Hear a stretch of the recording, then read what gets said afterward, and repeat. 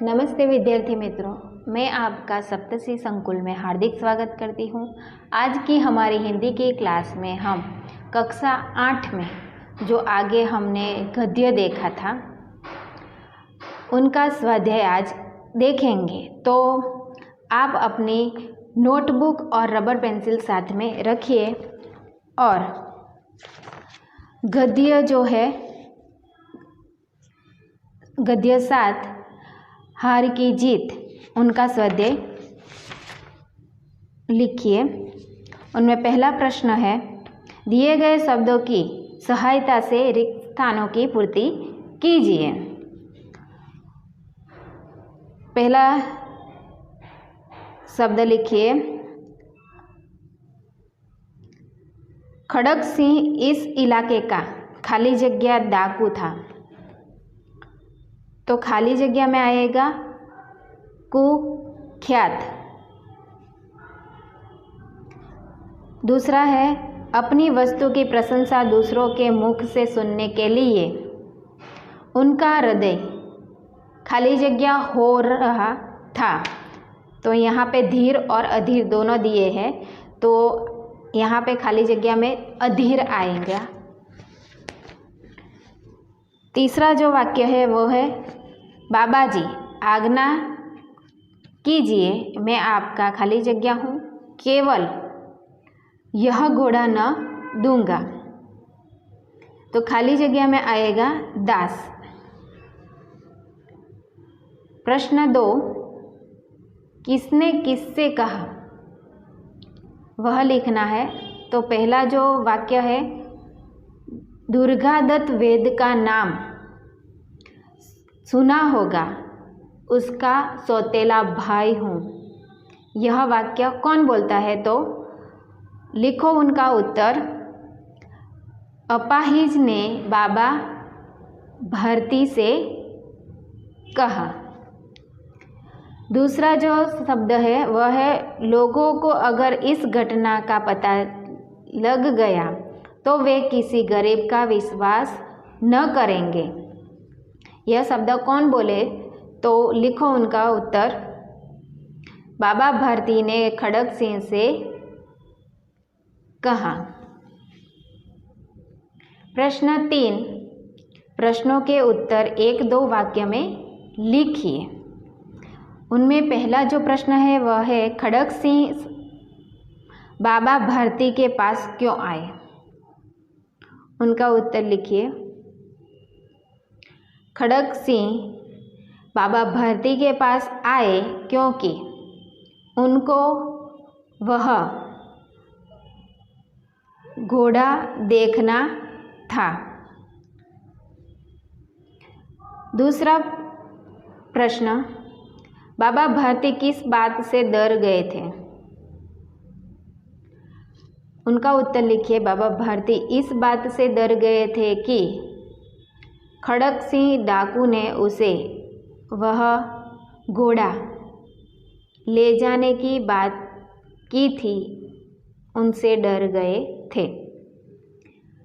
तीसरा प्रश्न है, सुल्तान पर सवार खड़क सिंह ने बाबा भारती से क्या कहा? उनका उत्तर लिखिए। खड़क सिंह ने सुल्तान पर सवार खड़क सिंह ने बाबा भारती से कहा कि अब मैं यह घोड़ा न दूंगा। प्रश्न 4, प्रश्नों के उत्तर लिखिए। उनमें पहला प्रश्न है, बाबा भारती अपना समय कैसे बिताते थे? तो उनका उत्तर लिखिए। बाबा भारती एक साधु थे। वह गांव के एक मंदिर में रहते थे और उनके साथ उनका घोड़ा भी रहता था। तो वह भजन और कीर्तन के बाद जो समय बचता था वह अपने घोड़े की देखरेख में बिताते थे। ऐसे ही वो अपना समय बिताते थे। आगे का प्रश्न, बाबा भारती को किसका डर लगने लगा, क्यों? बाबा भारती का जो घोड़ा था वह बहुत सुंदर था। उनकी चर्चा दूर दूर तक थी और जो खड़ग सिंह था उनके कानों तक उनकी चर्चा पहुंची।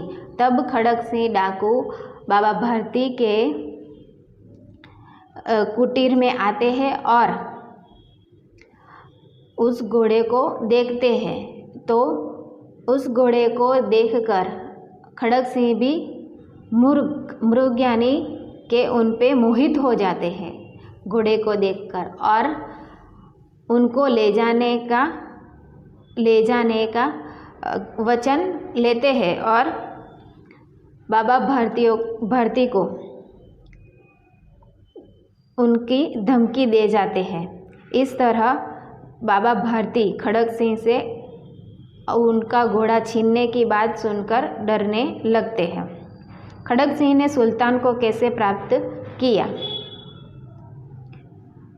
जब बाबा भारती, उनका उत्तर लिखिए, जब बाबा भारती संध्या का समय था और अपने घोड़े यानी कि सुल्तान पर सवार होकर सैर के लिए निकल रहे थे, तब उन्हें रास्ते में एक अपाहिज व्यक्ति मिला जो पेड़ के नीचे खड़ा था और वह बाबा भारती से मदद मांग रहा था कि उनको रामबाला गांव जाना है और उस गांव में उसको वहां तक उस घोड़े पर बिठाकर वहां तक छोड़ दे बाबा भारती, ऐसा उस अपाहिज ने कहा। और बाबा भारती ने उनकी बात मान ली और अपने घोड़े यानी कि सुल्तान पर उसे बिठाकर उनकी लगाम बाबा भारती ने हाथ में ली और धीरे धीरे से आगे बढ़ने लगा। उतने में ही जो अपाहिज व्यक्ति था वह सहेज से सज्ज हो गया और बाबा भारती से उनकी जो लगाम थी वो खींच ली और घोड़ा छीन लिया। वो अपाहिज व्यक्ति और कोई नहीं, खड़ग सिंह ही था, जिन्होंने घोड़े को अपने कब्जे में कर लिया। प्रश्न 4, घोड़े को वापस आया देखकर बाबा भारती ने घोड़े से कैसा बर्ताव किया? तो घोड़े को आया हुआ देखकर बाबा भारती बहुत खुश हो गए। जैसे एक पिता अपने पुत्र को देखकर उनको गले लगा लेता है, वैसे ही उन्होंने अपने घोड़े को गले लगा लिया।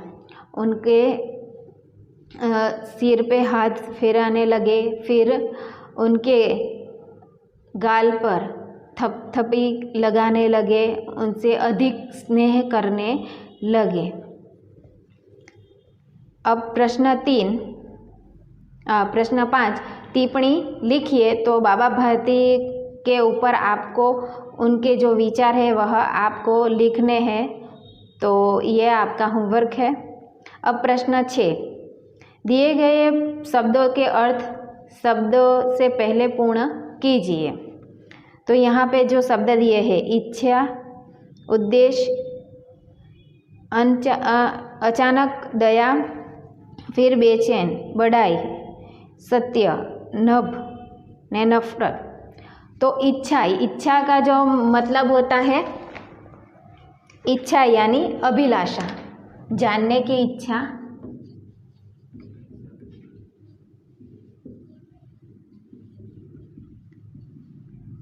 अभिलाषा। फिर उद्देश्य,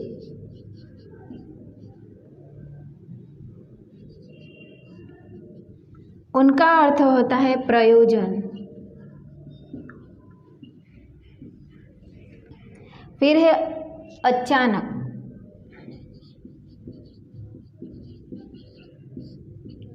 अचानक यानी सहसा, एकाएक, अचानक। दया, करुणा।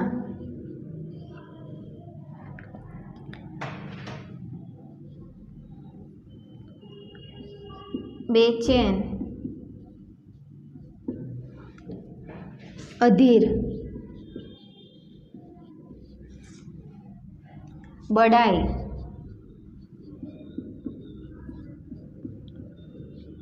प्रशंसा, सत्य यानी सच, नभ यानी गगन, आकाश, नफरत यानी द्रोणा। ये शब्द है, उनका अर्थ ये है। तो आप अपनी नोटबुक में लिख लेना। अब प्रश्न 7, दिए गए शब्दों का विलोम शब्द लिखकर उनका वाक्य में प्रयोग कीजिए। उनका विलोम शब्द लिखने हैं हमें। तो यहाँ पे मैं लिखाऊंगी, आप अपनी नोटबुक में लिख लीजिए। पहला शब्द है विलोम शब्द।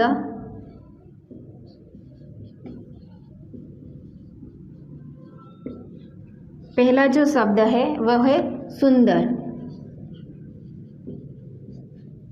उनका सुंदर। फिर कुरूप, ये दोनों शब्द उनके। फिर जमीन, जमीन शब्द का आसमान।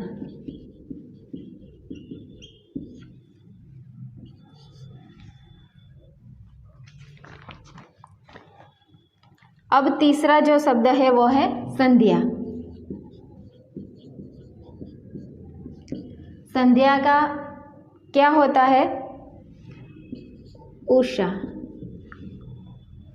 अब गरीब, गरीब यानी अमीर।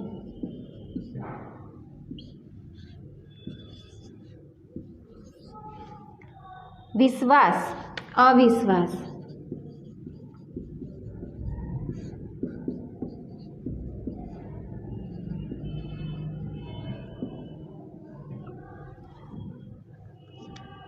अब आपको इन सारे शब्दों को वाक्य में प्रयोग करना है। तो वाक्य आप खुद से लिखेंगे। प्रश्न 8, दिए गए शब्दों में उपसर्ग जोड़कर नए शब्द बनाइए। यहाँ पे प्रति और नीर दो शब्द दिए गए हैं, उनका प्रयोग कर हमको उनको जोड़कर शब्द बनाने हैं। तो यहाँ पे जो पहला शब्द है प्रति वत्ता दिन, तो उनका जो शब्द बनता है प्रति दिन। दूसरा जो शब्द है वह है नीर, नीर वत्ता आधार यानी निराधार। तीसरा नीर वत्ता मूल यानी निर्मूल। चौथा शब्द है प्रति वत्ता कुल यानी प्रतिकूल। नीर वत्ता जल यानी निर्जल। नीर वत्ता दोष यानी निर्दोष। तो ये सारे शब्द आप अपने नोटबुक में लिखें। अब प्रश्न 9, दिए गए शब्द में से प्रत्यय जोड़कर नए शब्द बनाइए। यहाँ पे 2 प्रत्यय दिए गए हैं, उनको जोड़कर नए शब्द बनाने हैं। तो इक और त्व 2 प्रत्यय दिए गए हैं। तो यहाँ पे जो पहला शब्द है मुख्य वत्ता इक, यानी यह शब्द जोड़कर बनेगा मौखिक। दूसरा है मनुष्य वत्ता त्व, तो मनुष्यत्व। तीसरा जो शब्द है भूत, भूत वत्ता इक, तो उसका शब्द बनेगा भौतिक। चौथा जो शब्द है मर्म वत्ता त्व, तो उनका पूर्ण शब्द बनेगा मर्मत्व। पांचवा शब्द है समाज वत्ता इक, तो उनका शब्द बनेगा सामाजिक। छठा शब्द है समवत्तात्व, तो समत्व। ठीक है, ये शब्द सारे आप नोटबुक में लिख लीजिए। अब प्रश्न 10, निम्नलिखित वाक्यों में से विशेषण पहचान कर उनका अन्य वाक्यों में प्रयोग कीजिए। तो यहाँ पे खड़ग सिंह एक इलाके का मुख्य कुख्यात डाकू था। तो कुख्यात वह उसका विशेषण है और वाक्य नीचे कुख्यात आदमी से लोग डरते हैं। तो यहाँ पे जो पहला जो वाक्य है, कहते हैं देखने में भी बड़ा सुंदर है, तो सुंदर है वह विशेषण है। वाक्य आप खुद से लिखेंगे तो विशेषण सुंदर। दूसरा, परंतु ऐसा बाका घोड़ा उसकी आंखों से कभी न गुजरा था। बाका, बाका विशेषण होगा। तीसरा शब्द है बाबा भारती ने ठंडे जल से स्नान किया, तो ठंडे वह विशेषण में आएगा। अपने प्यारे घोड़े से लिपट कर रोने लगा, तो यहाँ पे जो प्यारे है वह विशेषण में आएगा। बाबा भारती प्रसिद्ध साधु थे, तो प्रसिद्ध वह विशेषण। तो इन सारे विशेषणों का वाक्य में प्रयोग आप खुद से करेंगे, ये आपका होमवर्क है आज का। तो यहाँ पे हमारा जो ये गद्य है हार की जीत, उनका जो स्वाध्याय है वह यहाँ समाप्त होता है। तो जय हिंद, जय भारत, अस्तु।